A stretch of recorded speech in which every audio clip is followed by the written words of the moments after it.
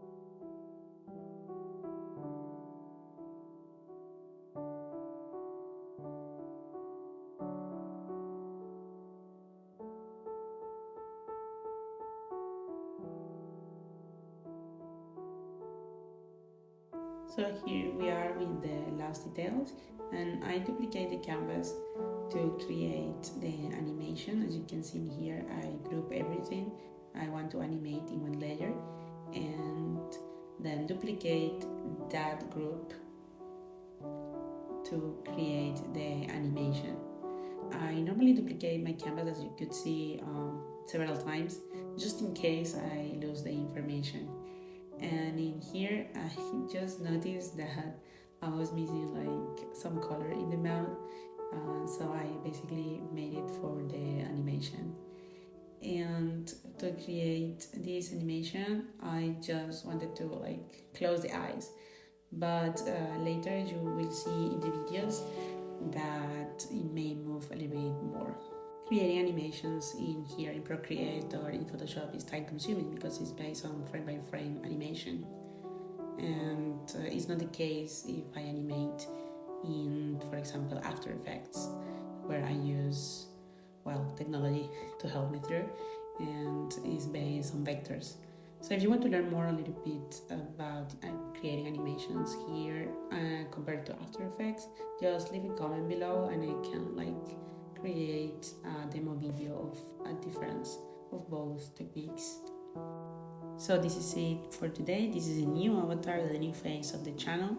I hope you enjoyed this and subscribe so we can create together new brushes and new things in Procreate.